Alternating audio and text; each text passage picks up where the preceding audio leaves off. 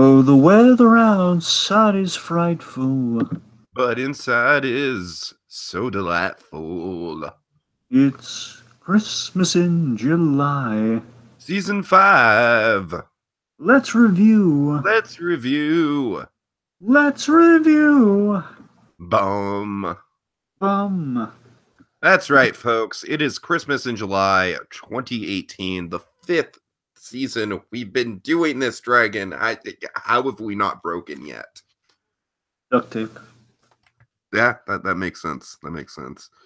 All right, Dragon. So tonight we're going to be talking about Friends, the one with Phoebe's dad. We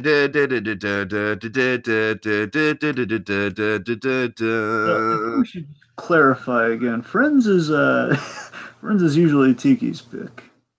Oh yeah, it is. It is. I know I have nothing against Friends. Just saying it's not one I go back to a lot. Okay, to me, Friends is the type of thing that I watch when I'm sick because I can absolutely just turn my brain off. I know who the characters are. I know the situations. I know that the whole thing is like absolutely not reality and it's ridiculous. And I can just sit and be like, these stupid white rich people with their stupid white rich people problems.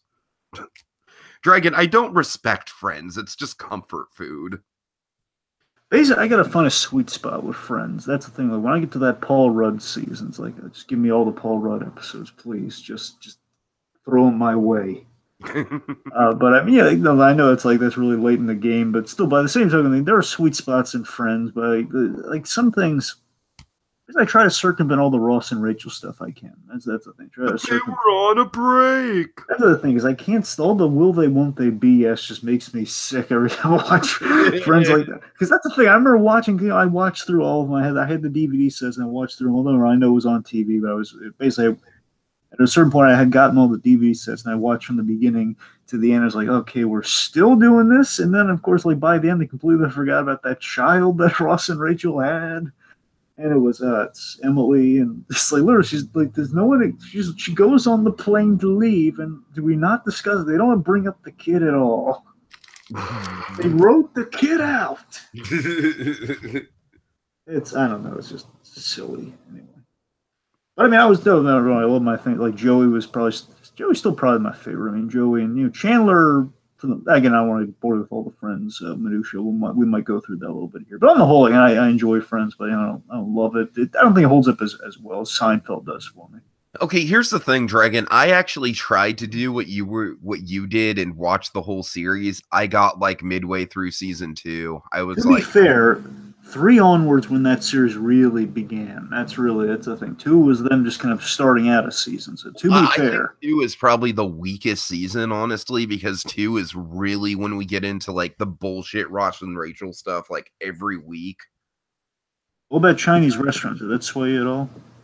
Chinese restaurant. I'm pretty sure that was 2. That was season 2, and that was basically that episode onwards when they started to kind of spice things up. I might not have got into that yet. Well, that's what I'm saying. Honestly, look, I've watched all the episodes. I'm just saying I haven't because obviously with the show being syndicated as much as it is, I'd be surprised if there was an episode out there that I haven't seen. I just haven't sat down and watched them all. My point is, like Mr. Robot, you should give Seinfeld a chance. If we learn anything from Mr. Robot, it's give Seinfeld another watch. Anyway. Oh no, I'm talking about Friends. Oh, I was referring to Seinfeld. No. I'm talking about Friends, Dragon. Because you were saying like because I'm kind of agreeing with you that Friends is dated and Friends does kind of have this whole like. I'm sorry. That's why I meant the Chinese restaurant, the episode of Seinfeld, the Chinese restaurant episode. That should have given it away. You're right. I was like, well, I don't remember a Chinese episode of Friends. Anyway, okay. No, of course I know the Chinese restaurant episode of Seinfeld. Come on. Yeah. Shoot, now I feel like I've just been like kind of spinning circles because you didn't understand what I was saying. Shoot. Okay, well, the point is, do you like Seinfeld? Yeah, I like Seinfeld. Seinfeld to me isn't as comfortable as Friends just because it's a different brand of humor. It's a little bit more abrasive. It's like Friends is like warm and cuddly, and Seinfeld, it's like they're all jerks, you know? So it's Yeah. like Seinfeld isn't as easy for me to get into as comfort food, but Seinfeld is definitely the more quality show. Yeah. Okay, so we're talking about the season 2 episode of Friends. The one with Phoebe's dad. Yeah, certainly. I will say I will give that to the Friends all the time. They have the most creative, like just a very simple, straightforward title. So I'll give them that always. I bet they were like so proud when they came up with that in the writer's room. Yep. All right, so this one, I got to tell you, I had a horrible realization when I was watching this episode. The realization that I had picked the wrong episode. Oh dear God. No, here's the thing though. I mean, don't know. It's like it's still a best option. I'm just saying. I when I saw the title, I was thinking of a different Friends episode where we actually meet Phoebe's dad. Oh, okay, okay. And I thought it was that because I really liked that one. And Uh-huh. again, it's been years since I watched Friends. I remember that episode, but Was that one also a Christmas episode? no, it's not. It's not a Oh, Christmas okay. episode. So no wonder you got confused. Yeah. I know, but you can understand how I made the logical leap there, right? I'm like, okay, the great episode where she meets her father, and the episode called Phoebe's Dad. So, but to be fair, this was a good one. Though. We'll get in. We'll get into it. It was good, Dragon, but I feel like it does kind of speak to some of your problems with it, especially the Ross and Rachel stuff, which is insufferable. Like both of them in the episode are just completely insufferable. Yeah, and I guess continuity wise, I guess I'm not entirely sure about this. I think this is before the actual break. I think. Yes, this is before the actual break. Yeah, there's just more petty stuff before we get into the yeah, you're right. It's more just back and forth, like will they, won't they, bullshit. Yeah. All right. Well, I guess with enough talking, we're getting off. We're going to talk about Friends versus Seinfeld. All this stuff. We'll just get into the episode itself. Disney debates '90s sitcom edition. You know I don't you on Seinfeld, which is an actual debate. Right. Okay. Kramer would kick the crap out of Chandler. Hey, come on now, be nice to Chandler. Chandler's like Chandler got a lot better as it went on. I will give Chandler all the points in the world. Chandler and Monica, that was my couple. Chandler and Monica. I hear you. Chandler and Monica are much more lovable than Ross. Chandler quit smoking. That's when he came alive. Ross and Rachel were toxic. That's the word I used to describe Ross and Rachel. And Paul Rudd and Phoebe were just they were delightful. All right. Anyways, so Dragon, Christmas is all about tradition, right? Yes. And we open the episode with a glorious tradition, and that tradition is Ugly Naked Guy. Yes, and he is a fixture of the show. You know, the Ugly Naked Guy was always kind of the off-screen gag, which one time we got like a leg. I think that's probably the most we ever got. Ross eventually moved into Ugly Naked Guy's apartment one day. All right, so the gang's decorated. The size of his Christmas balls. Oh, the wonderful Lisa Kudrow. Only she could sell that line. Again, the Friends had a really excellent cast. Let's give them all the points in the world. They had absolutely, the best cast on 90s television. And of course, Friends, they famously all negotiated for the same price on their contracts, which made them really pricey to work with. Yeah, I keep thinking every time I don't know why I keep thinking of this gag from The Terminal where he's learning about Friends and the pronunciation. Basically, he learns English from going to a bookstore. Victor Dvorsky learns English by going to a bookstore and then reading about this article. Like it was New York Times or something about Friends. The hit show Friends. Oh, God. Every time I think of the cast, like the popularity of Friends, I keep thinking of that scene because it's a popularity of Friends in a Spielberg movie. All right, getting back on point. So Joey and Chandler stop by. Yeah, Joey and Chandler, my favorite. That's the show. Pair. They really are. That's the show I wanted to see more of. Honestly, I love all the apartment. Been the Joey spinoff. Really, it should have. I mean, yeah, just basically do the Odd Couple of those two. Well, I mean, like, basically have Joey move in with Chandler and Monica. Like, Joey's down on his luck, and he has to move in with Chandler and Monica, and shenanigans ensue. Sure. But I mean, honestly, whenever I watch Friends, like I keep watching for Joey and Chandler and that friendship, and especially just kind of Joey just kind of cracking everybody up. You know, it's Joey's wonderful. He really is. Yeah, he is. So anyway, so Joe and Chandler, they stop by for I wonder shenanigans. if the show had a Christmas episode. I'll have to look into that. I, That might be future Christmas in July fodder. I really don't think so, but I mean, we'll see. I mean, I don't think it has a Christmas episode. If it did, would you be down? If it did, yes, I'd be down. All right. All right. Anyway, we have to do it over friends, though. That's the that's the choice. Yeah, that's fine. That's fine. All right, let's see. So anyway, so Joe and Chandler stop by. They're asking how much they're tipping the super this year, so they know so they don't. Because they're planning on 50, and if if they do more, they don't want to look bad. So they're trying to negotiate like what's the good tipping Mhm. price here, and they were. Monica's making cookies instead of tipping this year and says, okay, 25 it is. So Monica, again, the wonderful Courtney Cox, she's basically being all high and mighty, saying, money is such an impersonal gift this time of year. And, cookies, it's you can't say basically where she's trying to sell it as like it's saying something it's saying you care about somebody with baked goods, and then of course there's like a moment of pause goes by. All right, we're broke, but they can say that. I Because just love Phoebe Monica talks always just about a trying to. time where she got a some brownies. Were these Yes, funny brownies, Phoebe? I don't think so, but you know what? I think they had pot in them. I gotta tell you, I did see shades of early. It wasn't throughout the episode, thankfully. I'm just saying this is like the one time I saw like that early Chandler thing. I wasn't crazy about. Where it's like Chandler just. It's like the only negative aspect of Chandler for me is when Chandler just he was so desperate to make a funny. And it's just you see him walking. It's like a bad comedian walking up to Phoebe. Hey, Phoebe. You're absolutely right. You're absolutely right. That's Yeah. the one thing I never liked in early Chandler. I'd say they got away from that as it went on. They made him just kind of become like the ultimate kind of boyfriend to Monica, and that was cool. So who else did they tip with cookies, Dragon? Well, they tipped the mailman, the super, and the newspaper guy. And what do they get at the door, Tiki? They get a delivery, The destroyed newspaper. crumpled up with the cookies. Almost like a Sicilian message of "We hate It cookies," really is, essentially. right? I'd be straight up intimidated by this. Like a crumpled cookie and like the shovel Oh, destroyed. look, we completed the crossword puzzle at least. Good old Ross. Well, yeah, but it says bite me, bite me, bite me, bite me.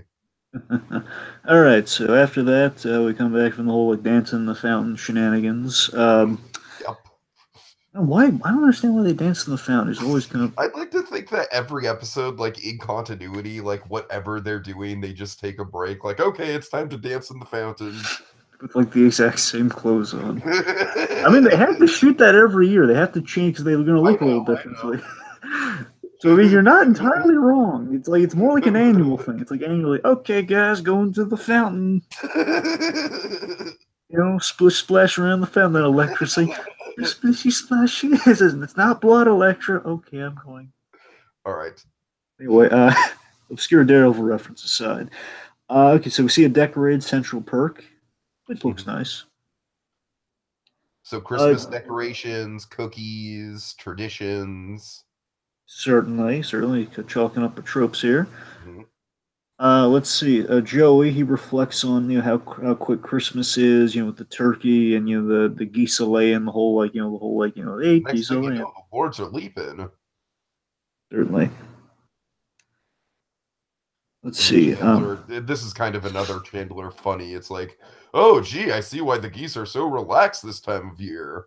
I feel Chandler's good at being a reactionary, but he can never. He just when he tries to initiate, he's perfect in a scene when you're playing comedy. He's the perfect guy to bounce stuff off of, and I think that's maybe why Matthew Perry he was a solid choice when they did an Odd Couple series. I don't know if I told you about this. They did a Oh yeah, reboot I of know the about it. Yeah, yeah, and Thomas Lennon. I love Thomas Lennon. Thomas Lennon played Felix, and it was a really good casting. And they were they were good together. Matthew Perry again, he's a good guy to kind of bounce off of in comedy. That's why Joey and Chandler work so well together because they bounce off of each other. But when he tries to initiate a joke, it's just like, okay, this guy's trying too hard. sure. All right, so let's see. Yes, after Chandler tries to make it funny, Ross. Oh God, here we go. To be fair, I love Ross's gift. Ross comes in, you take us through. You were invested in all those going. Oh yeah, sure. I would. Yeah, yeah. Okay, so he gives Rachel a present, and he's like, "All right, I'll open it. It's a slinky. Remember what walks downstairs alone or in pairs? Everyone knows it's." Sorry, your Ross is so on point. And he's just so pathetic, Dragon.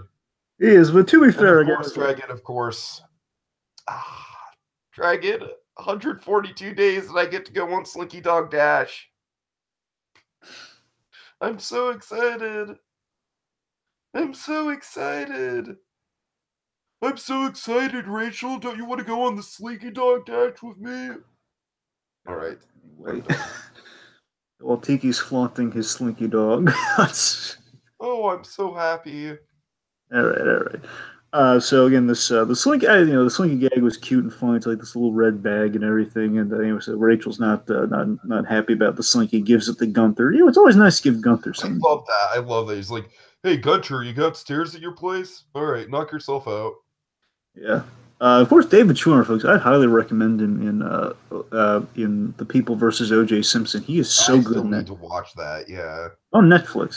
He's so good. Like, I want to emphasize, like, Ross is the character where it's like I always hated the writing on Ross, but Schwimmer always kind of won me over with the performance. I think you're on the money with that. I'd agree with you there. It's kind of the issue with Ross at the end of the day is that, again, he is, Schwimmer's likable, but, it's just, again, putting the ball, honestly, that's kind of what early Friends suffers from, is just putting the ball into play. But when they're in a groove, again, when you get to later seasons, it gets better. I think season 7, if I had to pinpoint one of them, season 7 was the Chandler and Monica getting married season. That was kind of the sweet spot for me. I could buy that. Let's see. Also, again, just for continuity's sake here, because just in case, like the only thing in context, you don't need it because it's just like again regular Ross and Rachel BS. But in case you want to know the exact reason why, this is hilarious. But I don't know if you know this, but this is funny. This is kind of a Dragon. It's funny. This was actually the episode that made me stop watching. Was this Ross and Rachel BS? The specific BS. Real? You mean the list thing? Yes, I'm not kidding. You didn't even make it to the break. No, I didn't make it to the break. Oh my god. Okay, so this is hilarious. You're not gonna believe me when I tell you this. Let me just say, like, I am sexually frustrated, and Friends represents a very, very, very unrealistic view of what sex should be like. And that's one of the reasons I really fell off of the show, honestly. Like, well, my point is that you might not believe me. It's been a year since you won't believe how like this little storyline goes. Okay. So just the gist of it is okay. I remember it, but No, I mean like the 3 episodes like this in the middle of these other 2 episodes. Just the previous episode, basically, the reason Rachel's mad at Ross here is because in the previous episode, Ross made a list about like the pros and cons of Rachel. He's trying to like decide like if she could. He's picking between girls. As surprisingly, that happened to Ross a couple times in the show. He had to pick between girls. Ross was like that. That's one of the things that made me fall out of the show. I was like, this motherfucker would never get this many girls. I'm saying it was constantly the same plot line of like Ross is like, okay, new girlfriend of the week versus Rachel, girlfriend Rachel. I wonder who's gonna win. and the point is, so they basically was like one of those stories. I believe it was like this girl named Julia or something. I completely forgot about because I think of like the doctor girlfriend from later on who was Aisha Tyler, who's really great on Archer. That's the one I keep thinking of. But anyway, so there was that one. I don't know. I can't remember the British one. But the point is, Julia. I think the British one was Mona. It's something like that. I think you're right.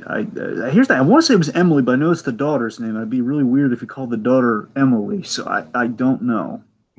That would be really weird. Oh wait, no. It was okay. No, wait. That girl was Emily, and the daughter's name was Emma. That's what. You're right. Yeah. So it was Emily. Anyway, I keep thinking of Emily and Aisha Tyler. Anyway, so. Getting back to my point.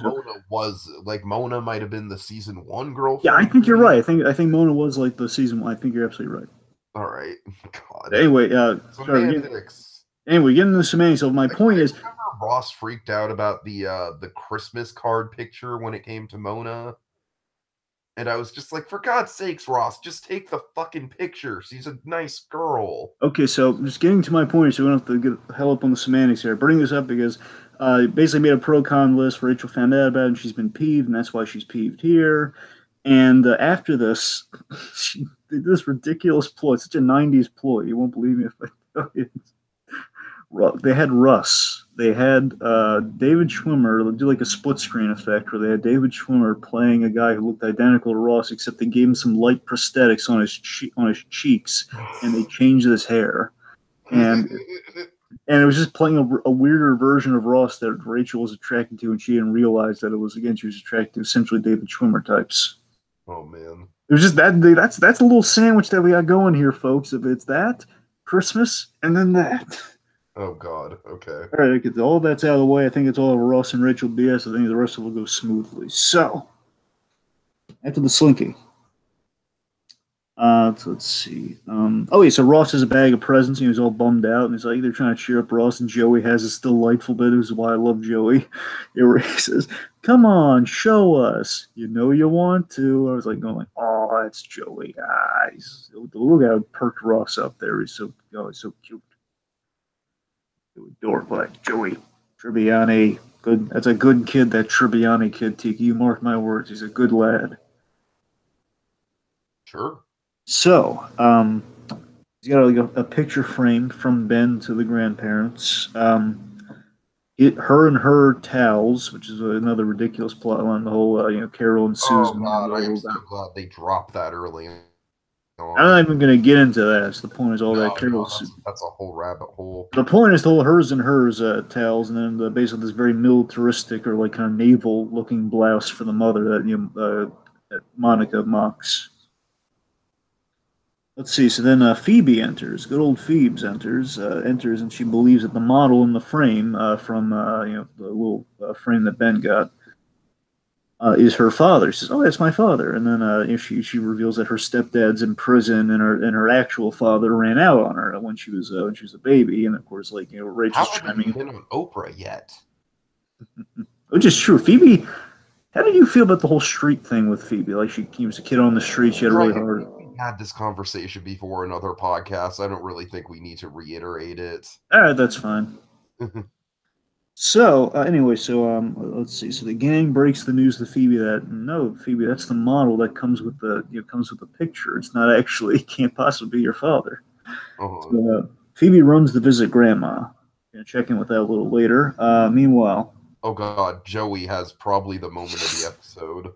Yeah, this is great. So Joey interjects. So anyways, I'm trying to get with my boss's ex-wife.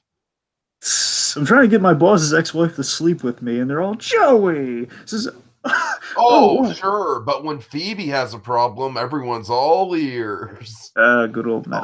Oh my God. It's so wonderful. All right, let's see. So then we have Phoebe's grandma. I completely forgot it was a fixture of the show, by the way.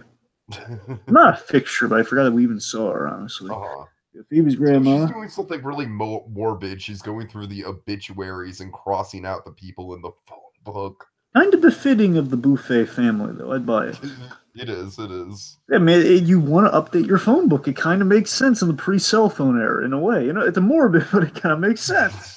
God. Oh, I love the cutesy names they had for each other, where she's like, "Oh, hi, Pooh." That's her name for Phoebe. It's like a Winnie the Pooh gag. It's kind of cute. Graham and Pooh. That's little pet names for each other. Anyway, so she's asking for the picture of her father, and then basically she's asking about the picture of her father, and we reveal like they're all the pictures she pulls out of her father. Like, okay, they're all model photos, and the thing that really gives it away is the fact that he has like 3 graduation photos. Graduation, another graduation. Then so Phoebe's asking the big question, and of course she accused her of like being a pants on fire, and then she. I love that line. All the years I've known you, you've never had your pants on fire. Though she admits it, she admits the truth that it was her mother's idea before she died to hide the pain and to spare Phoebe pain of the truth that her father is alive and had ran out on her. They came with the whole like he died thing. Mm-hmm.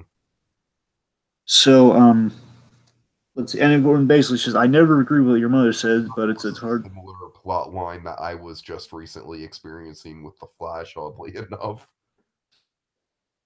Right. It's hard. It's hard to argue with her after she's died, but not impossible, but hard. Let's see. So he's not a famous tree surgeon. Now, when this line was said, I did jump to like a little thought bubble in my head just kind of popped out. I was thinking of like Teen Groot, like as a Doogie Howser surgeon. Oh man. Cracked me up, but Anyway, so no, her father is not a tree surgeon who lives in Burma. He's actually a pharmacist upstate. Like, why would villagers worship a pharmacist? Good old Phoebe. I really like So how it's almost kind of like there's this Hey Arnold style mythology around her parents. yes, a much more kind of much more mundane version of it, but yes. So then she shows Phoebe, and this is where the Halo Nova kicks in, I suppose. Like she shows Phoebe the one real photo. And conveniently, we don't see because they haven't cast an actor yet. Exactly. All right, so let's see. Meanwhile, Chandler, he remembers his father, Oh and god. now, folks, they don't really, they kind of vaguely hint at it here, but just Chandler has some deep-seated daddy issues. Oh yeah. Big time, big time. Basically, he remembers his father in a red suit, black boots, leather belt, sneaking around drunk and Stumbling around stumbling. the house drunk. Doesn't sound like a Merry Christmas. Who said it was Christmas? You see, just suffice it to say, Chandler's father was, in essence, a drag queen, so hence the very cute details on the fashion. So yeah, Chandler's got daddy issues. So the friends, that's a way if you want to call them something other than the gang, the friends. Yeah, so it don't all have to be winners, Tiki. So the friends worry about Phoebe. Yes, yes. Let's see, Joey. Shouldn't you guys? Oh wait, no, we we have a great Monica moment. Oh, we do absolutely. So Joey knows. Says, well, how do you know? Yeah, we all heard it. I was there. I knew this thing about Phoebe. We were all there. We all heard it. So then Ross and Monica question, why is no one? Oh, sorry, Rachel and Monica. Sorry, Rachel and Monica are questioning, like, why isn't anyone doing any last minute Christmas shopping? It's like the day before Christmas. There's no one's in a rush. Then Monica delivers with, and I love how animated she gets too. Tomorrow's Christmas Eve. What are you going to do? Don't. And then Chandler's just like, don't you have to be claymation to say stuff like that? And again, there's the responsive, that's reactionary Chandler gag. That works. That's perfect. Mm-hmm. So then the mailman, we learned the mailman I did like not how we're almost treating this like a Just Giggle It grab bag podcast. Like what works and doesn't work about comedy, like setups and payoffs. essentially, yes. Of course, folks, check out Just Giggle It if you can. I mean, if you need some seasonal cheer, hey, Just Giggle It. It's seasonal all times of year. Indeed. So the mailman did not appreciate the cookies that Monica had tipped him or her with. We see the ornaments that were sent from her mother are stomped on, basically curb stomped the ornaments. Or were there not enough cookies sent? That was a cute gag. So, Ross. Okay, then we have Ross has his dumb list idea with Rachel. Basically says, like, well, come on, make a list about me. I'll make it even the playing field. And or she basically says, oh, Ross, I don't want to. Okay, fine. And she says, okay, you're obsessive, you're insecure, you're whiny. Basically, all the things that the fans don't like about the character. Pretty much too much hair gel, all that stuff. Yeah. Then Ross is now feeling insecure. Okay, didn't see that one coming. And here we go. Throughout the rest of the episode, David Schwimmer is just going to be in full on like abrasive, like feel sorry for yourself, pathetic mode. Pretty much. So, like, gee, you think that was going to happen when you set yourself up for that? Genius. Anyway, so Phoebe's calling around looking for Frank Buffet. We have basically she doesn't have a lot to go on. She just has a name and like he's a pharmacist. That's all she has. So he has none of the other information. Says, well, you shouldn't call yourself information because the information center's not being really helpful to her. Let's see. So turns out Grandma's been keeping more secrets than she let on. Yes. Apparently, she knows exactly where he is. She has the exact address and everything, and tells her to take the cab. I had no idea she got the cab from her grandma. I completely forgot about that. I'm sure that was in like mentioned earlier. I just had no idea. But, Oh, reliving this one. Um, Oh, and then I read this. Let me ask you this. So on her way out, she sees this picture, this photo. It looks very kind of Albert Einstein-esque, oh, but it this could is be. great. Yeah, yeah, It's yeah. either Einstein or a model who looks like Einstein. But I I'm read it pretty as like sure it's like, yeah, it's you're right. It's either Einstein or like an Einstein lookalike. Yeah. and basically she says, "Wish me luck, Grandpa." I'm convinced the gag has to be that she's pulled the photo thing with Grandpa Well, too. yeah, that has to be the gag. Yeah, and I Yeah, think that's hilarious. yeah, Like it again, it's another thing that kind of shows like the buffet weirdness that kind of permeates throughout the generations. sure. Let's see. Okay, so Joey's asking Chandler if okay, so they're waiting outside. So Joey and Chandler are waiting outside. They're asking, Joey's asking Chandler, "Hey, is Phoebe's cab here?" And he says, "Yeah, it's in the, yeah, she's pulled up with she's been parked here the whole time with the invisible cab. Hop in." Hop in. I love the timing of that. Certainly. Um, so they're worried they won't hit the outlet stores in time. They're worried the outlet store is going to be closed by the time Of Phoebe course, gets there. last minute shopping, Christmas trope, Yes, one of our favorites. of course. Heading back to Hey Arnold. And then also we get a Dragon. Would you say a special holiday vehicle is a Christmas trope? Because I feel like the taxi is a memorable part of the episode. Yeah, sure. I'll give it. Yeah, All sure. right. So Phoebe arrives. Let's see.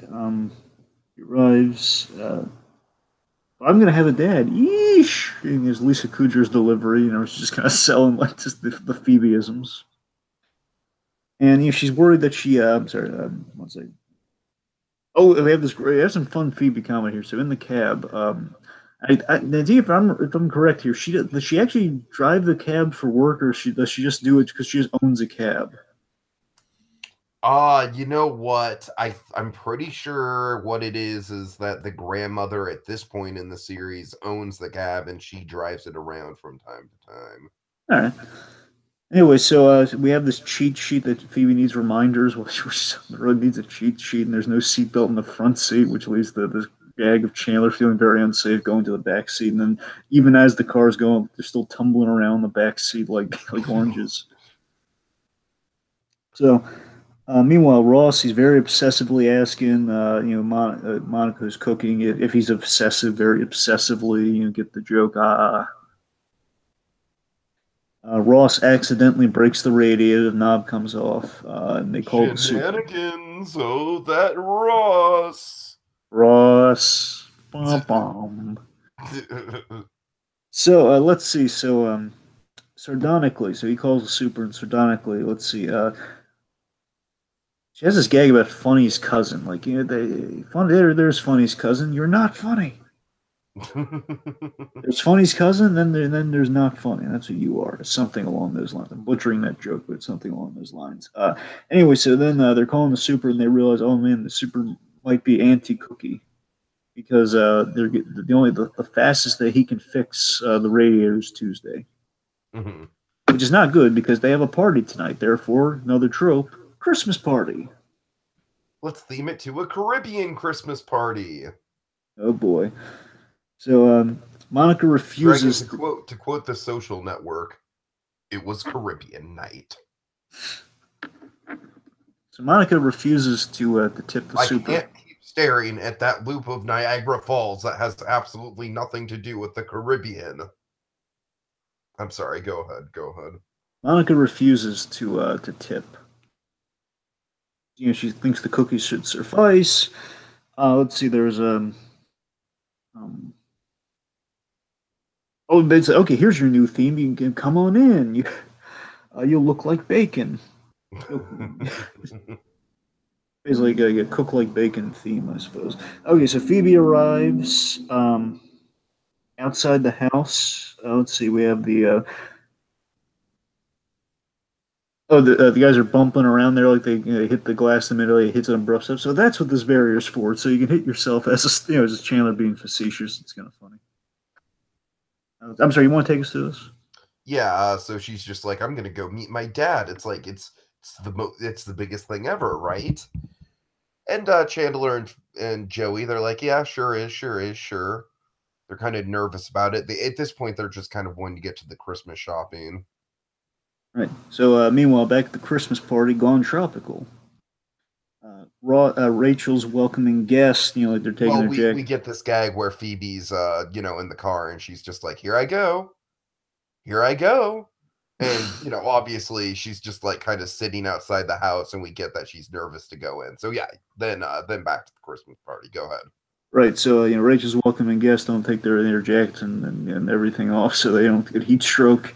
Ross attempts to make conversation. This is like the most pathetic Ross moment of the episode right here, I think. Basically, I wonder if Jerry from Rick and Morty studies Ross at times. It's like this, I wonder. God. So people. I just put like a pea's worth of hair gel. How is that too much? Ross is striking out. Meanwhile, people are going nuts for. Monica brings out little ice cube treats. They just like flock to her. Let's see. So the guest, Ross points out to Monica, your guests are turning to jerky right now. this is not good. And then we see like a lines forming for the fridge, little gag there. Then the super comes by, Mr. Trigger. Mr. Trigger played by Michael Haggerty, who I remember from. This is a character actor. He's in a lot of things. Sometimes here's the weird thing with this guy. Sometimes he has a mustache. Sometimes he doesn't. Like, for example, I remember him from Inspector Gadget, but he does not have a mustache. He plays Sykes, the lovable henchman in Inspector Gadget, but, sans the mustache. So, yeah. And to go back and forth, the mustache with this guy. Anyway, so the super, he comes by, he doesn't get hot, because he just has, like, naturally cool skin, I guess. It's kind of what he says, something to that effect, or he has a lot of body mass, therefore he doesn't get hot easily, so he's comfy. Ross tries to tip the super $50 so he can fix the thing, and he'll take the bullet for like a little seasonal thing. Like, hey, $50 to get this party, tolerable. It's the super says, "Oh, I didn't give you anything. Here's $5 back." So obviously the super seems the super is incorruptible. It would seem. Mm-hmm. So let's see. Monica, this is adorable here. Monica says, "I think he's playing baseball. It's hardball, Monica." So yeah, he tries going an extra 50, and it's still no. Like, are you guys not understanding me here? The place does not open until Tuesday. The place that ships the part does not open until Tuesday, which makes sense because it's Christmas Eve. So wait, you really liked our cookies? Oh yeah, they were great. They were so personal. I love this moment so much. It really showed you cared. This really is my favorite moment in the whole thing. I just love that this guy, the cookie gesture actually was reciprocated, and that was so nice and seasonal. All right, nice seasoning, gel boy. Then we have this mistletoe. Now, this Rachel deserved this here. I mean, you should deserve like this mistletoe gag where she walks up to her and says, "Hey, is this mistletoe? It's actually basil." Oh, well, we have this tradition. Yeah. Well, still basil. Right, let's see. Okay, so Christmas songs. Trope. Yes, of course, very important mistletoe trope. Meanwhile, back at the cab, Christmas songs are playing over the radio as Phoebe has been making her way kind of installment by installment. After she works up the nerve, she gets out of the cab and she makes it so far and then backtracks. Mm-hmm. She's been doing it for a while now, and so far she's gotten as far as the mailbox. Progress. So Phoebe's worried. Well, tell the folks what Phoebe's worried about here. Well, at first he was like this big important tree doctor, and now he's just a pharmacist guy. So, so it's just kind of like, is he going to live up to this expectation? Like, he could be this great fatherly figure, or he could be like the same scumbag that walked down on her. Yeah, like, again, her best case is like, hug me and I'll. But I like how she has this fantasy where she's like, and I'll go to the pharmacy and everyone will be really nice to me because I'm Frank's daughter. Yeah, I love that little best case scenario she's playing out there. So So basically, she realized, like, no, I already lost it. She makes an informed decision here. So basically, this is the part of the episode, like a little before this, with Phoebe in the cab in the previous scenes, where I realized, like, oh, this isn't the episode I was thinking of. That's where I had You that must have been dawn. checking the time code. Like, I don't know. We only got 3 minutes. I know, right? Because I know that scene, and I was thinking, well, yeah, they had to get the central perk and everything. I mean, I guess Yeah. outside, maybe I was misremembering the central perk. Maybe it was like she went inside a house. And I'm realizing, oh, wait a minute. So anyway, so then basically Phoebe makes an informed decision. I love how supportive Joey and Chandler are, especially Joey is.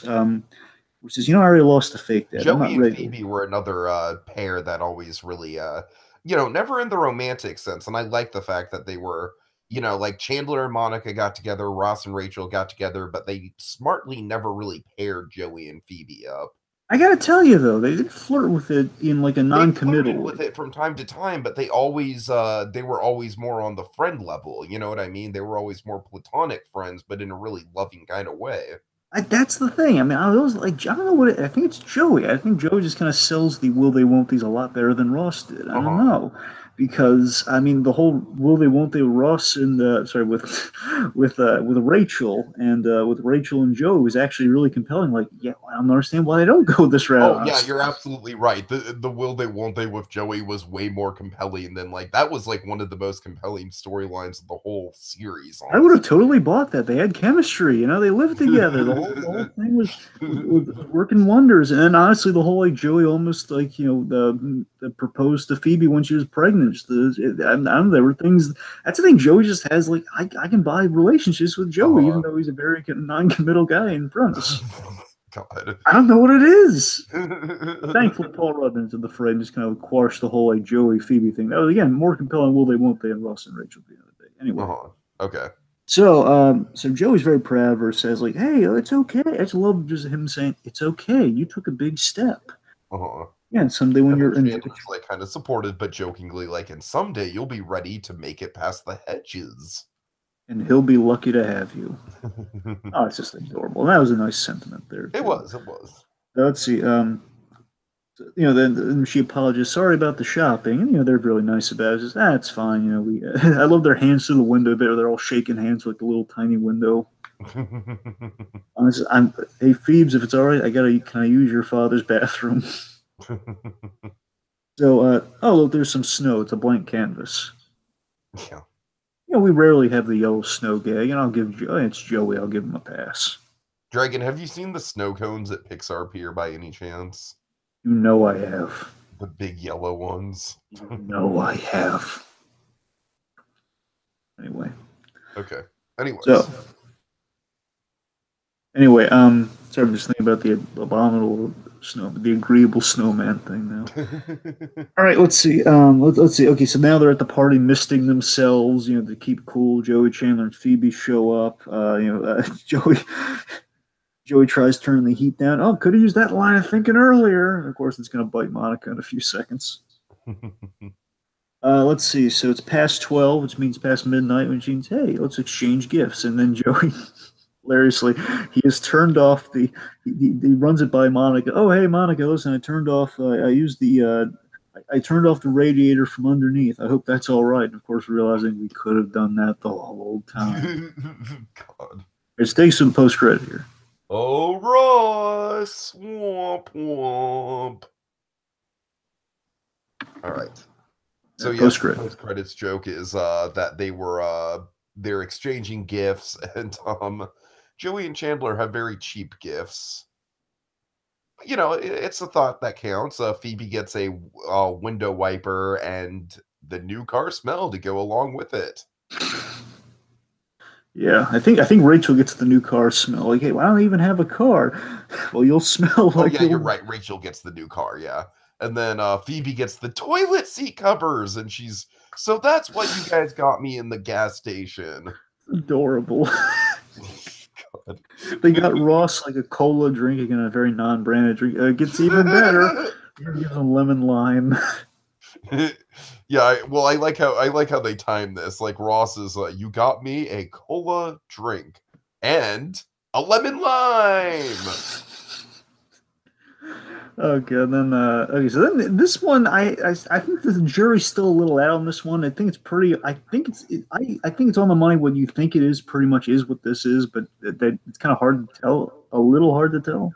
I'm pretty sure it's condoms. That's what I'm saying, right? I mean, it'd be really weird if it wasn't condoms, right? Yeah.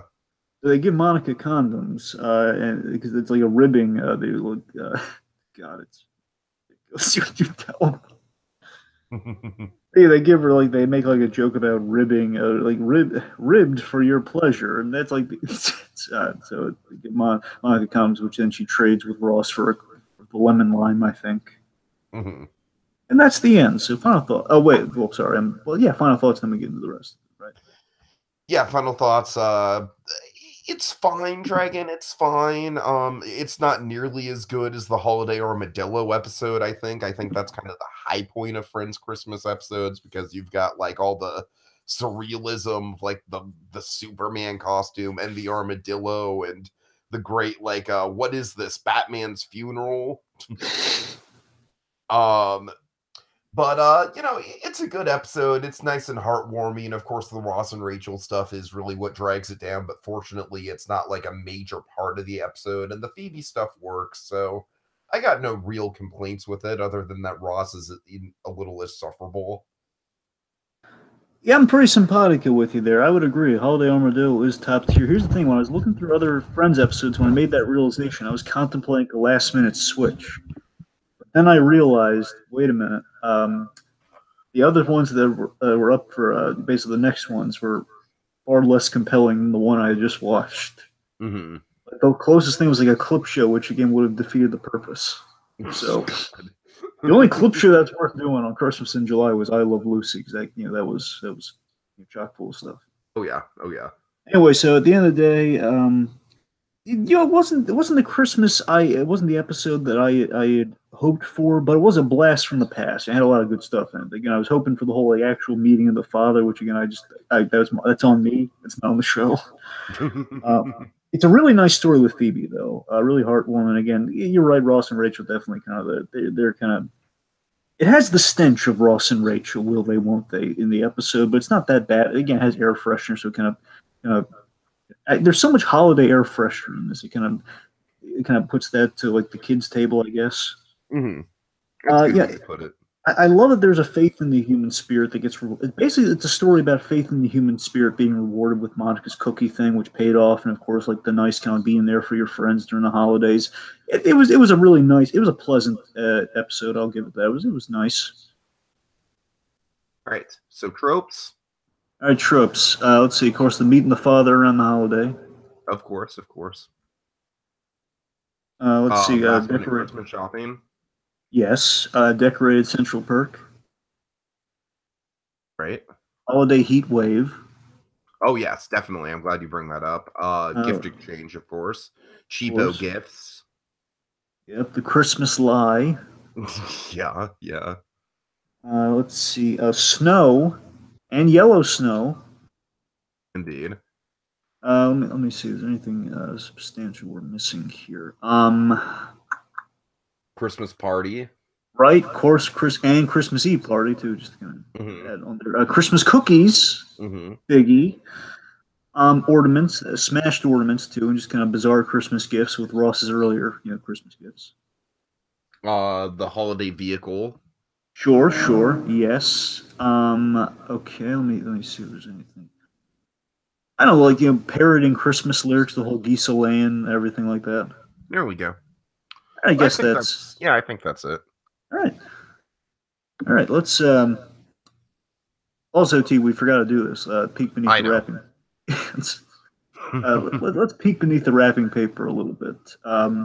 What do we see here? Let me shake the box a little here. Bump, bump, bump. Oh my God! It sounds so catchy. It sounds so '90s nostalgic. Oh my God! Could it be?